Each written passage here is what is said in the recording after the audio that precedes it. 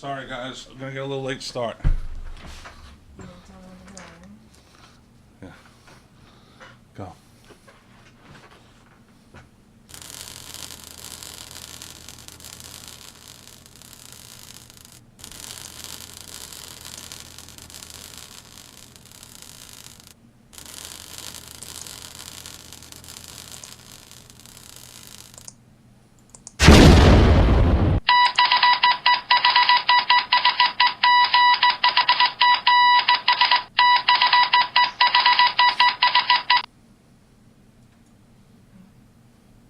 Good evening, stock traders, and welcome to Stock Traders Talk Radio here on a beautiful Monday night, May 14th, 2012.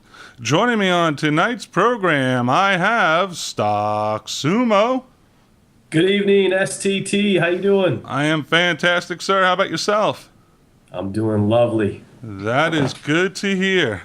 Also, joining me on tonight's program, I have Mr. Cop. Hey, gentlemen, how are you? I am good, sir. Yourself? Oh, great. Just doing awesome. That is good to hear. Also, on the program with us tonight is Sifakia. Oh, aloha, STT, Sumo, Cop. How y'all doing tonight? I am good, sir. How about yourself? Doing great. That is good to hear. Well, tonight, Monday night, starting off the week here at STT Radio, we have an exclusive live CEO interview for you. Doing tonight's CEO interview is Mr. Cop, as usual. Mr. Cop, take it away, sir. Thanks, Mike. We're here with Mr. Thomas Tolan, the CEO of SGLN International, stock ticker SGLN. Mr. Tolan has a diverse history and background in the medical industry, focused on building healthcare networks. In this interview, I'd like to cover how far SGLN International has come, their current achievements, and their future goals, and the growth of SGLN International into the Costco of medical supplies. Welcome to Stock Traders Talk Radio, Mr. Tolan. Thank you very much for having me, guys. Oh, anytime. Thank you for taking the time out of your busy day. Oh, Thank you. Have a good day. A very good day. It's a great day. Great Monday here in Southern California. So why don't I go ahead and start and tell you a little bit about myself and our organization and kind of give you a little background on who we are and where we're going with SGLN. I started my healthcare career with American Medical International many years ago, and over those years I pursued different avenues in the healthcare industry. I held both financial management positions and corporate business development positions with several large publicly traded hospital companies, including Summit Health or Renda Health Corp., large not-for-profit organizations such as United Western Medical Centers in Southern California, and my final hospital-based position was with Tenet Healthcare a number of years ago. So got about 27, 28 years under the belt when it comes to hospital management and business development. Excellent. Now, can you describe to our audience what your company does? Sure. SGLN is a company that is driving the cost of implantable devices in the operating room down. The prices of these implants can be very costly, and so what we've been focusing on is really providing an access to about 20,000 FDA-approved products, and are seeking to become an industry leader in providing high-quality surgical products, while being able to offer extremely favorable pricing to our end users, hospitals and surgery centers, insurance companies, and self-insured employers. And looking to cut the cost for these supplies without sacrificing quality and putting SGLN in an extremely profitable position. So our products are the same or even better quality in some cases as what's currently being used by these end users. And typically we're looking at saving a hospital or a surgery center somewhere between 30 and 50% on average over what they've been paying. Oh, wow. Now, in basic detail, describe what your background experience is and, in the brief history of the company, if you will. Sure. I am the CEO of the company. I'm one of the founders of the company. I'm on the board of directors. And I'm the gentleman who basically is managing the team that we've got in place with SGLN to go out and basically tell our story both on the spine implant side and on the trauma and sports medicine side of our business. So I'm the guy who's basically leading the charge. Excellent. Now, what's the makeup of your board of directors? Well, I'm on the board of directors. I'm one of the board members, and surrounding me, I've got a team of people in my executive team. I have a gentleman by the name of Richard Dutch, who's our president and COO. Richard brings to the table about 24 years of healthcare experience. He was a corporate business manager with 3M for over 17 years. Richard has deep relationships with decision makers throughout the industry. He was responsible for P&L, growth, and management of the western region of acute care and surgery center businesses for 3M. Most recently, Mr. Dutch was the president of Sterling Medical Products in Irvine, California, which is a national orthopedic distribution company. Having Mr. Dutch, as I know Richard, on our team has been really allowed us to tap into his expertise, with his connections within the surgical supply world. So, he's been able to bring a lot to the table, including relationships with the government markets, large healthcare systems. And then, of course, we have Carl Weisberg on our team. Carl is the president of our spine division, has over 20 years of executive-level healthcare sales and business development experience. Mr. Weisberg held positions at Merck & Company, Bristol-Myers, Steris, Innovix, and as a leading sales and business development manager. He continually exceeds and has exceeded sales quotas and earning goals by using his networks to build really symbiotic partnerships between sales teams and our sales team in particular, hospitals, surgery centers, and even insurance providers. So if anybody has any questions on our team, you can just go to www.surgeline.com and you can learn more about the management team. Pretty impressive background and experience of the team. Very impressive. Tell us about your strategic direction or your business objectives per se. Sure. Well, our business, the idea, of Surgeline was born, from an idea that hospitals and surgery centers really can no longer afford to pay premium prices for products in a marketplace where reimbursements from insurance companies and the federal government and state governments are steadily decreasing and declining, and hospitals and surgery centers are stuck in having to provide this care, and in many cases become unprofitable situations financially. The last bastion tapped opportunities in the ORs. So Surgeline's corporate tagline when we started the company is more value for your healthcare dollar, and it's really that simple. We source the best products that we can find and sell them at the best prices we can to the end users, our clients, and very similar to what Costco does in its warehouse business. We really drive the brand premium out of the equation, and it's really been quite effective, and we have a lot of people in the hospital and surgical center arena seeking to lower the prices as quickly as they can. Now, where did the Costco idea originate from? I'm honestly a big fan of Costco, shop there regularly, observe their business model, having low margins, but having high volume, high quality products, and they have obviously they have their own brand of products, the private label brand, but they also have drive the cost of the brand names in the marketplace down to affordable levels. And then we just felt that this was a model that we could take and transition into the surgical arena in the ORs, and been very successful at finding an audience to tell our story. If it's the same device, the same quality product, and for less, many people are taking notice, if you will. Sure. Now, are these products a better quality than the ones currently being used, in your opinion? In my humble opinion, our products are similar, if not better. It's all the eye of the beholder. Our products are everything is U.S. made on the spine side in particular. So we, everything is the OEM process manufacturers are very focused on quality, and many of our competitors, big names you would know, basically source the same OEM manufacturer that we do. We just mark the product up less. And so these products must pass the scrutiny of hospital systems, surgery center operators, the physician advisory committees. So they look at our products, and generally they'll say, my gosh, this is really nice. In fact, this looks very familiar. This looks like something I might have been using in the past. In fact, I might have used it yesterday. Yes, you may have. It's just our brand name on it, and very similar stainless steel or titanium. So it's very, very similar in nature. Excellent. Now, it's something that kind of just jumped in my head. Have you ever heard of any major operations where your products were used or anything like that? Oh, absolutely. I mean, our products are used in surgical cases, in the ORs, and so we have surgeons, using our implants, our plates, our pedicle screws, our surgical PEEK products, our biologics, our trauma systems.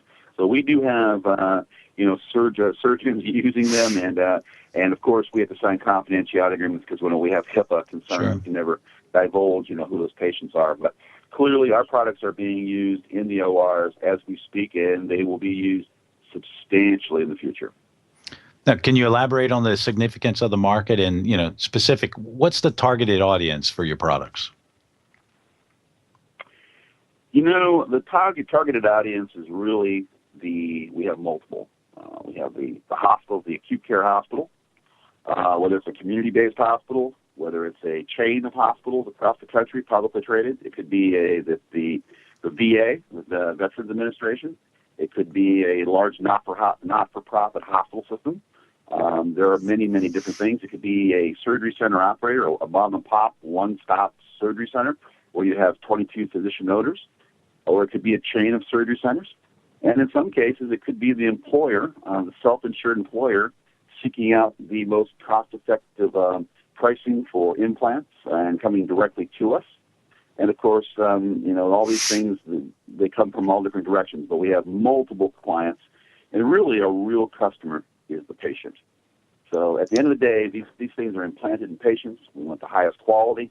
We wouldn't want to put anything in a patient that we wouldn't want to put on our wife, our mother, our brother, or sister. So, Sure. We're always seeking out the highest quality products at the best prices.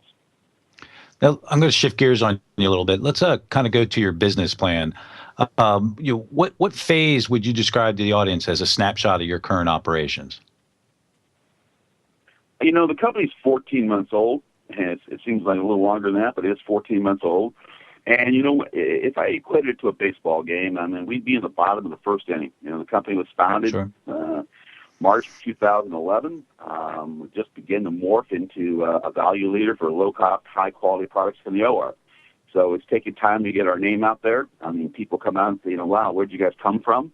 They're used to paying. They're used to their traditional suppliers, and so a lot of times they'll say, well, where'd you come from, and how did you access these products at these prices, because these are substantial discounts. So that's kind of where we are, about the first inning, maybe even the top of the second, but we're moving along in that baseball game. Excellent. I was doing some due diligence on the company and went through your website, and there's a lot of things regarding GSA. Can you elaborate on that a little bit? Well, sure.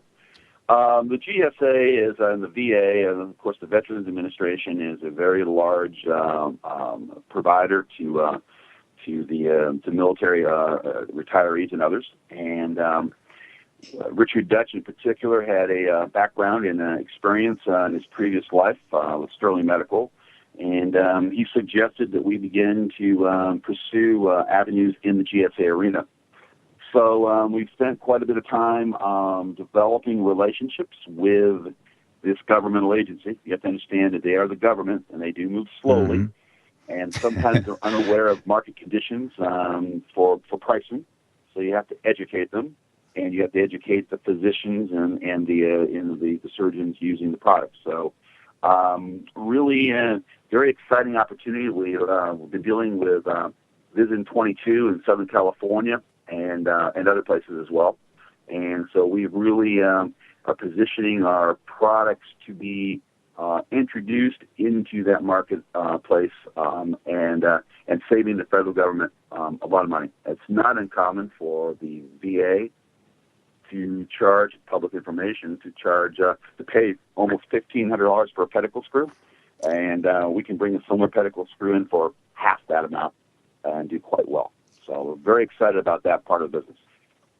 Excellent. Now, regarding the GSA approvals and the VA hospitals, I happen to know a lot about that background. But it sounds like Surgeline is a lot further along than just trying to get orders. I mean, with huge government funds, chains already buying some Surgeline products. Do you think that Surgeline eventually can become the main distributor for VA hospitals, say down the road?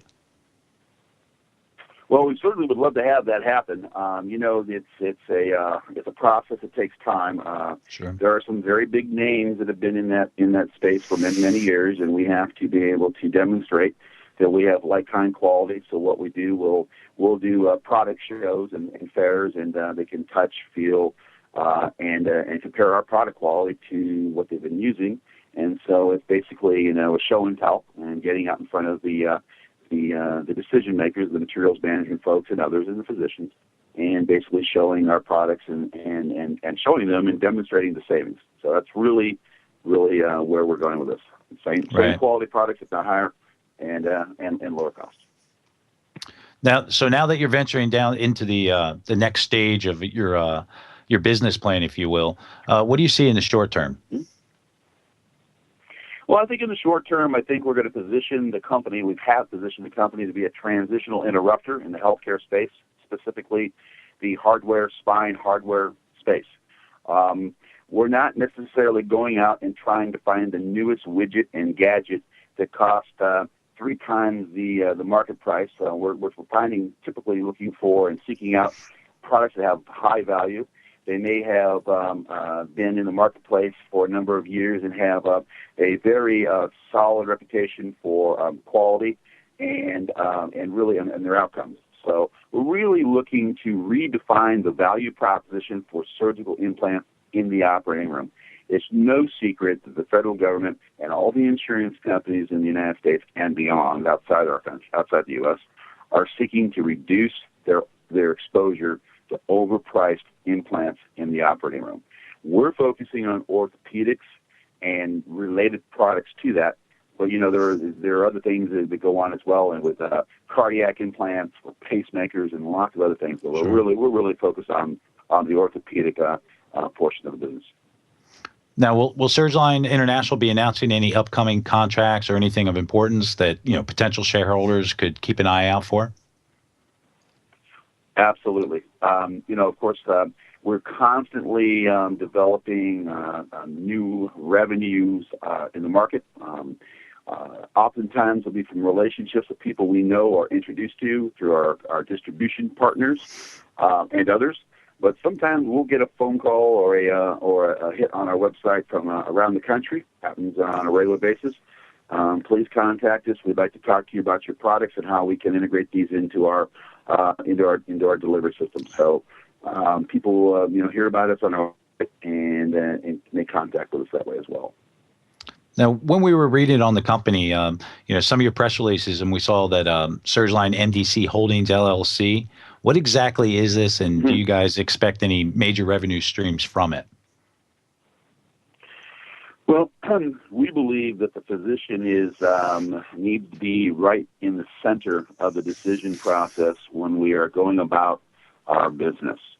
Oftentimes in the marketplace, in the healthcare arena, the physician is fragmented and sent off to the side, and sometimes people forget that they're the ones in doing the cases. And so what we've done with MDC Holdings is we are developing a strategy to deploy in the marketplace, is setting up these joint ventures with key surgeons to deliver lower-cost implants for spine surgery and general orthopedics, but using them, teaming up with them, partnering with them, so they have a vested relationship with us. We'll develop, we refer to this as a cost containment joint venture, and Surgeline is rolling these joint ventures out in select markets, starting in California and be going other places as well. these cost containment joint ventures kind of will align surgeons in the company to sell our products directly to hospitals and surgery centers for less. The physician act as our partners, and we initiate board governance. We have peer review committees, product selection committees, and more. And we're very excited to adopt this sort of strategy where it brings the important insights from the surgeon and allows them to be part of the process to solve some of these problems. So they can say, wow, I didn't know that legit X or pedicle screw X is this price when pedicle screw Y is this price, and the savings, you know what, there's no difference. I'll use the less expensive one to save the system money. So Sure. That's really where we're going with that, and we're very excited about that. We've had a lot of feedback with physicians around the country who are seeking out ways to be part of the process instead of being, an impediment. Yeah, is it okay if I elaborate on that a little bit? Because, one thing about that, when you're talking about that allows you to have a cycle. I mean, where, where technically, I guess they can link into product development, if you will, to where a specific need that they've had or those type of things. I mean, do you see that being a huge cycle going back and forth with the surgeons? Absolutely. Absolutely.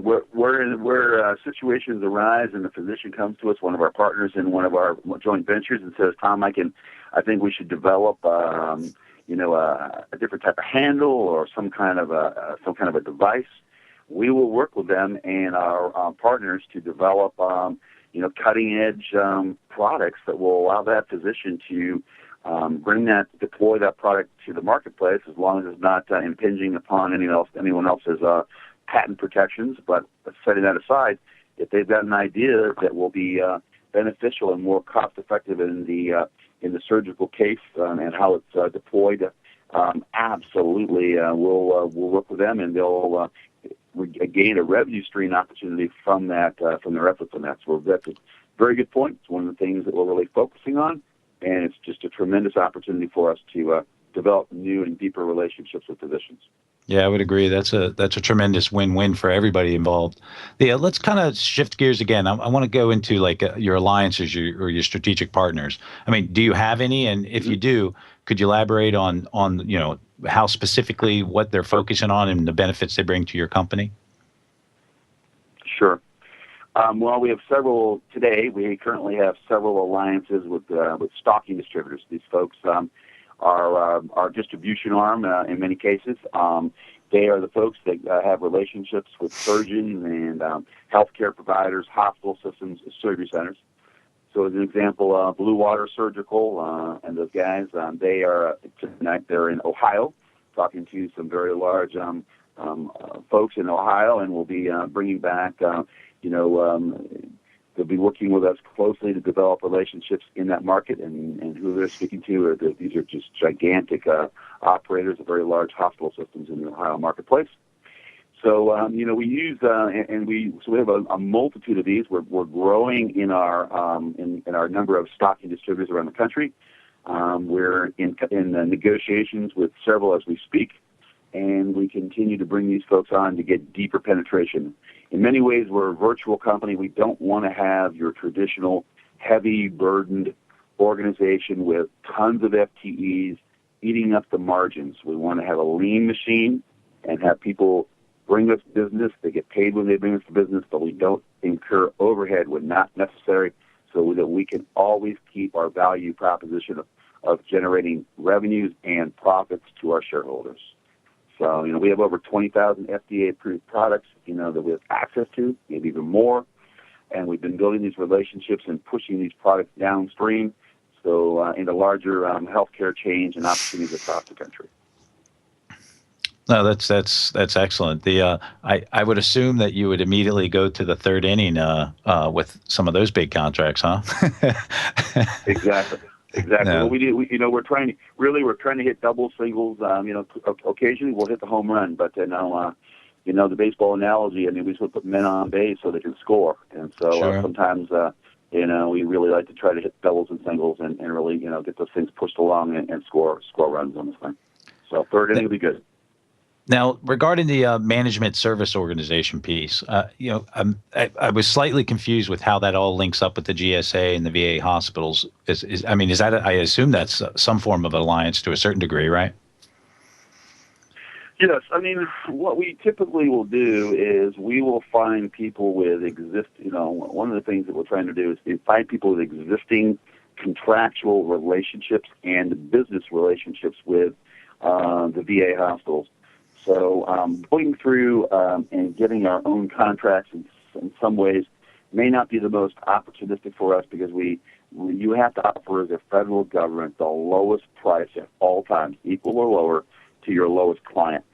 So we are deploying strategies where we can have access to the VA using certain GSA contracting providers, management groups, that we can access those things and not have to deploy necessarily, the prices that we can't make margins on. So we are using several of those across the country. Richard Dutch is involved in that day in and day out with those folks, and it's really done a nice job in putting us in touch with seasoned veterans. These are actually veteran-owned businesses where these people have a lot of disabled American veterans and whatnot that really have contracts to provide services and products to the Veterans Administration. Sure. Now technically, I guess you're offering new technology every time you're doing some, with that cycle with working with the physicians and surgeons, and you're offering the services at the same time as well as products itself. I mean, that's a lot of stuff, and I'm sure with the multitasking that you're doing, the business plan and marketing segmentation is pretty elaborate. But look, can you, if you can, kind of talk about your short-term goals? Sure. That's a good question. I mean, our short-term goal is to get in front of as many decision makers as we can and share our simple value proposition of Surgeline: more value for your healthcare dollar. We will demonstrate true bottom-line savings while delivering high-quality products to their patients. So it's revenue, revenue, revenue. We will grow by obtaining new clients. There will be situations where we'll consider acquisitions when appropriate, when and where appropriate. That makes sense, in finding new ways to get deeper, to get more revenue in play. And so at the end of the day, on a short-term basis, it's really focusing on telling the story, demonstrating our costs, putting them side by side with what they've been paying historically, and showing the difference in savings. And it's quite powerful, I'll tell you, when you can show savings that could be 10 to 25, 35% or more compared to a GPO contract. That's just, it's just wow. You get the attention of the hospital folks when you show them those kinds of numbers. Right. You basically put out a contract press release today as well, correct? We did. We did put out a press release today, and we were very excited to announce that opportunity with another group that will bring us they manage physicians. They have access up and down the state of California. They do surgical cases, and in that particular case, they wanted to lower their exposure to implants, and we proposed our pricing construct, and they were very impressed with the savings. They can save money, and they can pass that savings on to their end users and their customers in a very competitive marketplace that they're constantly having to make sure that they have the lowest and best prices as well. So, absolutely. Sure. Let's think about a little bit on the longer term goals. Let's say 1 year to 2 to 3 years. I would assume that in your marketing plan and your strategic objectives that you have set some milestones or some gates, if you will, of where you want to be. Let's talk about that. Sure.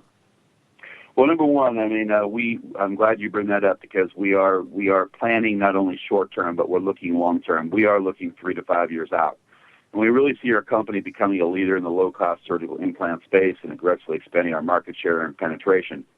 The revenues will follow. I mean, it's like a giant tsunami coming toward us in this market space. And we're riding our surfboards to the shore because every time we turn around, we can demonstrate, firsthand savings to the end users. We've never come across a situation to this point where we're unable to reap a benefit to the end user.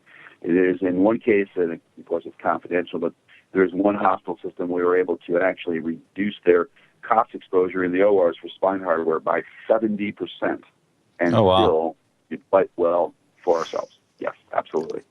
So, So, very exciting.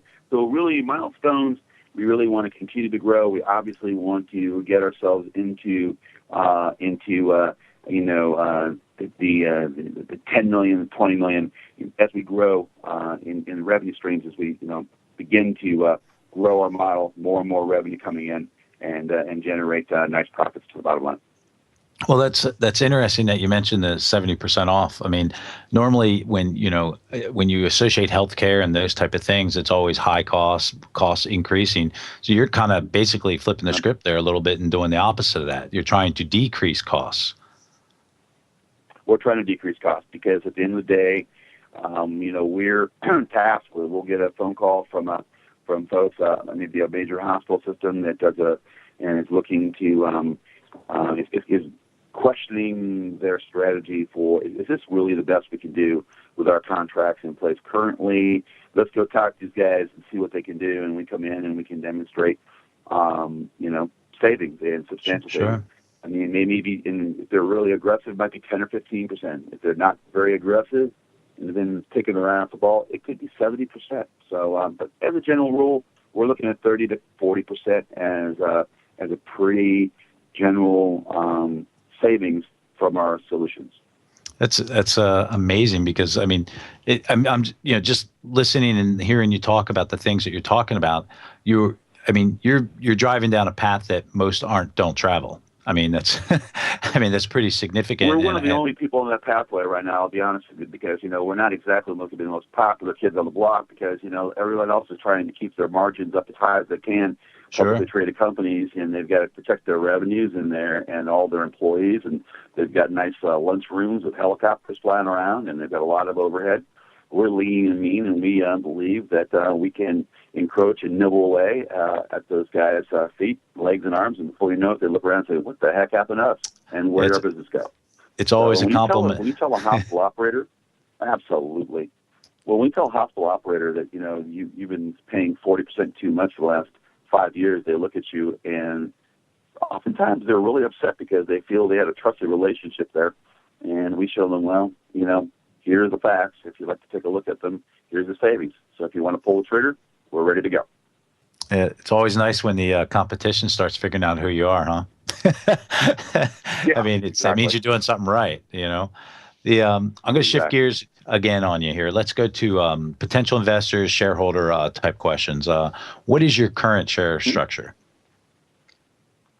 Our current share structure today is a little over 5 billion shares outstanding. A couple of months ago, the management team, we all got together and we wanted to grow this company quicker. We believe in the vision of what this company's about. So the top team returned 1 billion shares back to the Treasury so that we can grow this company further.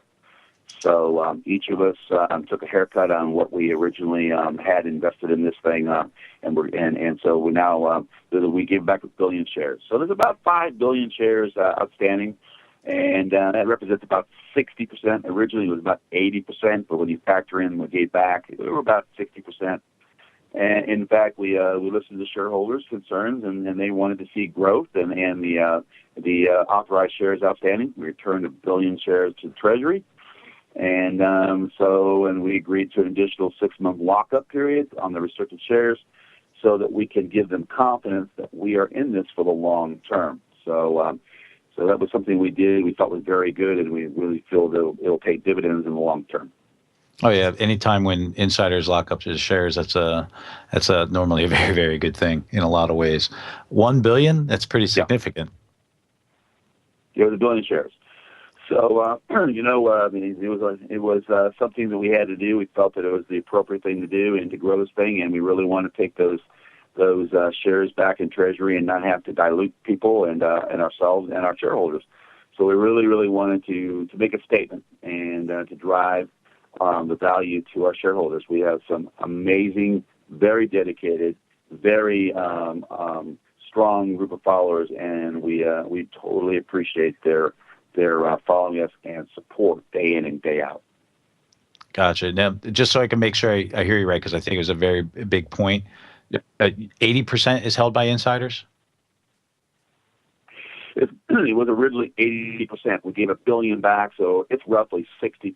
But we've got 1 billion shares sitting in Treasury that's just sitting there, okay. in the Treasury, looking for opportunities to grow if we need to. So it's not like we put it back in and sold them out. So they're sitting there in reserve for us so we can do things. Our CFO, Barry Hollander, has extensive experience. We really haven't spoke much about Barry. Barry is an enormously beneficial part of our team. He has a tremendous amount of public company experience. So we've really listened to Barry when he says things, and we listen and we follow his direction on these types of events. And so Barry Hollander is a very powerful part of our success for the future of Surgeline. Sure. Now, what are your potential or actual revenue streams that you currently have or will have? Well, our current revenue, as an example, today we announced, our transaction with our announcement today, $3.6 million contract today over 3 years. Our goal is we're forecasting our revenue run rate of about $10 million by the end of calendar year 2012. So, we're in the front of many hospital systems right now, and if one or two of those things breaks loose, we're going to do very fine. And so we have many more than one or two in play. I'll just leave it there. We have many, and so we get a couple of these breaking loose. The frustrating part is when you say, okay, they'll say, I'll have something by Wednesday, and it takes longer because there's so many levels of management in these organizations. Sure. They just make decisions, and they're like battleships turning around left or right. And so you just have to be patient and stay consistent on your message and continuing to push forward and meet new hospital systems around the country.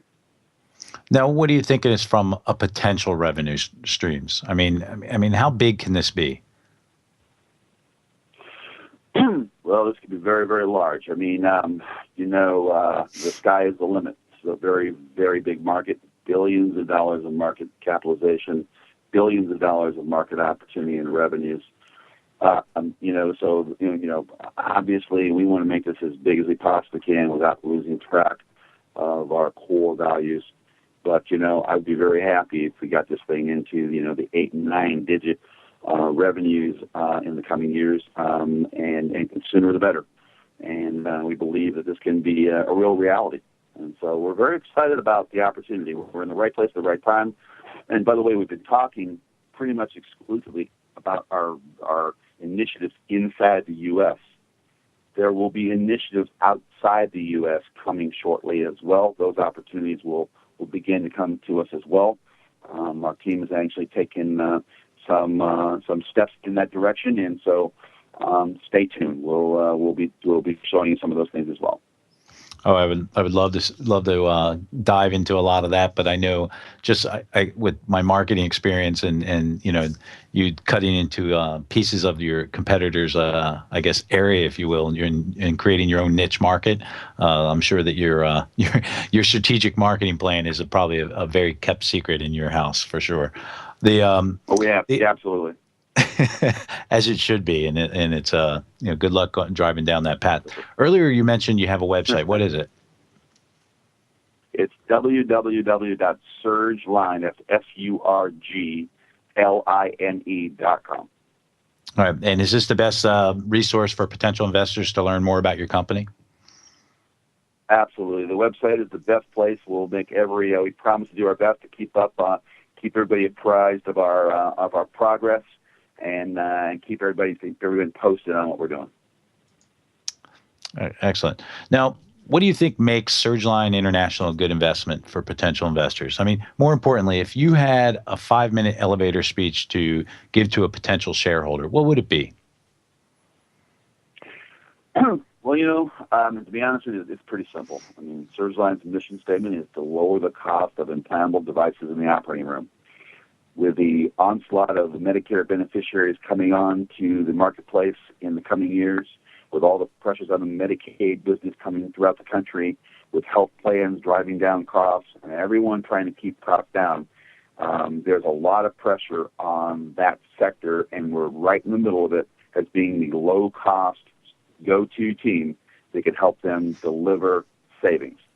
we have there are more than 5,000 acute care hospitals in the United States. There's even more freestanding surgery centers across the country. The market's a multi-billion-dollar market, and we are positioned to be known as the low-cost provider of space. We have over 20,000 approved SKUs for our products today. We're focused on revenues and sales. We're aggressively pursuing the VA hospital market channel with the GSA process, large hospitals, healthcare systems, university hospitals, payers. We're committed to long-term value for our shareholders. We do have 60% locked up from the management team. We are not going anywhere. We are very committed to driving this vehicle in the coming months and years into a very successful business model, and eventually we may look at other opportunities to expand beyond that. But right now, our core focus, orthopedics, spine, trauma, sports medicine, savings, high-quality products, 10, 20, 30, 50% savings to the end user, and have them be long-term customers and deliver quality care to their patients. Man, that was pretty good. I think the only thing you didn't cover is you have a bunch of FDA-approved products. I believe you said 20,000. It was a lot, if I remember correctly. And a lot of and to me, the big thing always is the VA, and especially with the GSA. That's always because it's one of those things where a catalyst can happen or an event. And next thing you know, you're the guy providing all the products for all kinds of stuff, and it's just one of those things, and it's pretty amazing how that stuff normally works out from a GSA perspective. Absolutely, the GSA, the VA channel, and Rich Dutch's efforts. I will tell you, it's really a huge opportunity for us because the prices that the federal government is paying is substantially above market, and we can really do our part for lowering those costs and helping the U.S. taxpayer save money. Oh, and as in the next few years, I'm sure that they're going to be looking at a lot of different things from that aspect too. I mean, as budget concerns have become something they're looking for, every penny, every dime's going to count. I mean, that's big. The one thing I'm always prodded to do there is kind of see if I can get any hints or any big news or anything coming down the pike for you that you can kind of elaborate on, or can you just hint on? Sure. Yeah. I mean, honestly, I think the biggest thing is just stay tuned. We will be having. We're close to making some announcements on some things. Of course, I have to treat all our shareholders the same, so not all of them may be listening to this program this evening, but we will be continue to make announcements and focusing on press releases that make the things, and you'll be seeing things. I'll just say both in and outside the United States. Sure. Now we've covered a lot of information. Is there anything else you would like to address that I didn't cover?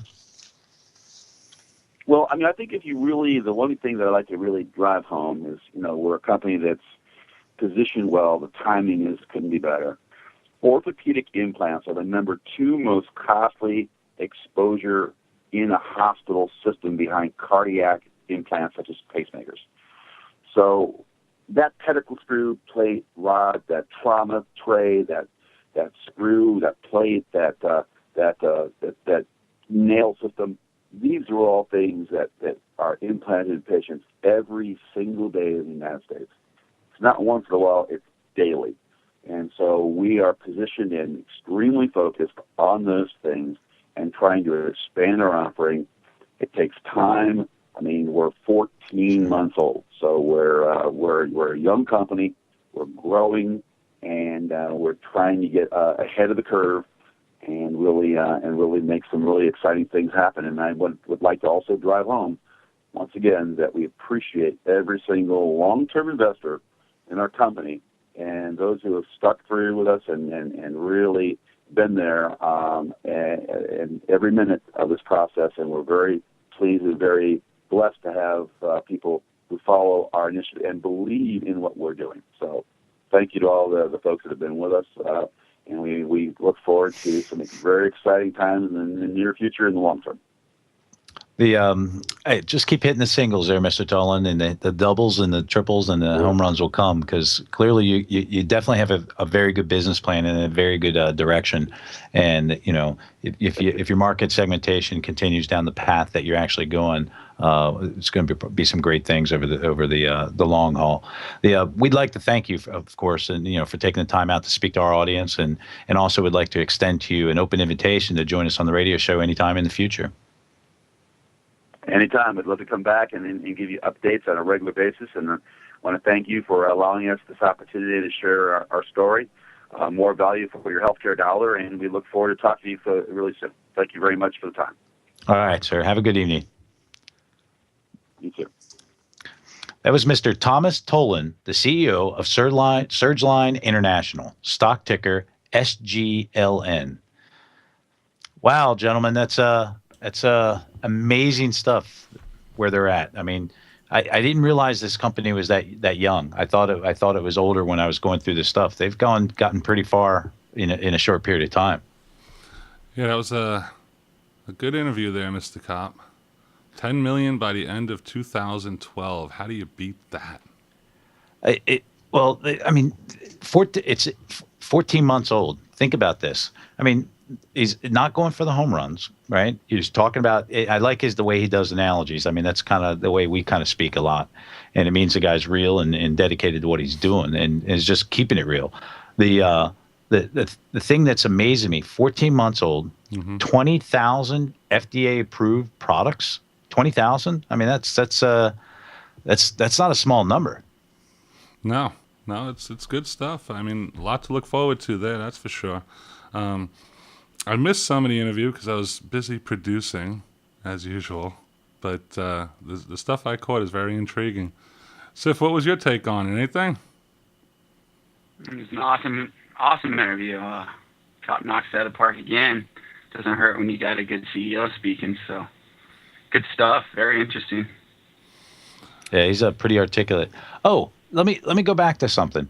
In the very beginning, he was talking about the piece to where, part of the product development where they're involving the surgeons, if you will, to where, they basically are able to provide instant feedback as well as, really change the course of some product development. I mean, that cycle of being able to create new products based off of what they're doing. I mean, because they're the ones doing the actual operations and those type of things. They're going to know and understand it completely. I mean, and their science is involved with all of this. But that feedback loop that they're developing, I mean, that's huge in itself. I mean, that saves lives. I mean, it's what more can you want than that? Yeah. No, I mean. That was, like I said, I caught most of it. I had to run back and forth a little bit, but it was good stuff. Very, very good. Very well done. Nice. Yeah, I'm looking forward to having him back on in a few months. Because I'm sure and what was the other piece? I wanted to push on which hospitals and how big of the contracts and all that. Right. But you could, I mean, he couldn't share that information, I'm sure. But I want to know. Well, he did say that he's going to release press releases of substance, which is always nice, Sure. That's what you want. Yeah, you don't want those fluff PRs that may move at a point or two a day, and then it's just going to fall right back. You need something with substance to work off of. So it was good stuff. I hope everybody enjoyed the interview. Our video with Mr. Sifakia right here, and Mr. Kopp over here. Could reach up and punch you. Feels good. Oh, I have no idea what you're actually looking at. So that you could be putting wigs or something on me right now, and I wouldn't know. I'm gonna have to fix that. Yeah, no, it's all good. I'll tell you this much though: being in the main studio and having to put halogen lights in your face. How's that working out? Oof! I want to go jump in the pool when I'm done here. Put the headset on, make me wear pullover shirts with long sleeves. It's a little hot. A little bit of hotness here. All right, we lost Stock Sumo during the broadcast. His connection dropped out on him, so he will not be joining us again tonight. That's unfortunate. Do you want to look at anything else tonight? I think it's SGLN's night. Yeah. And, I really like how articulate that CEO is, and the team that he's built around him. He didn't go into. I mean, he touched on some of the details to it, but if you really read some of those bios that are involved there, because I did, they're pretty extensive, and he definitely has a very good squad around him for sure. All right, very good. All right, you've been listening to Stock Traders Talk Radio.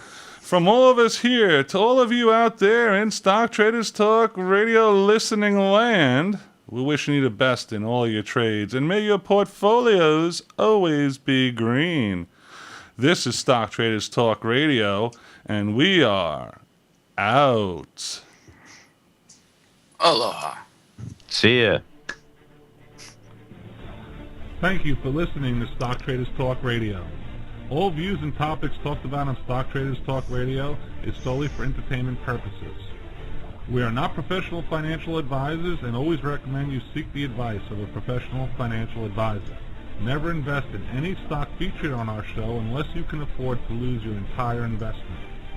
The information contained on our show is based on sources which we believe to be reliable, but is not guaranteed by us as being accurate, and might not be a complete statement or summary of the available data. Stock Traders Talk Radio advises that the investments in companies profiled are commonly considered to be high risk, and use of the information provided is at the investor's sole risk. Thank you for listening to Stock Traders Talk Radio.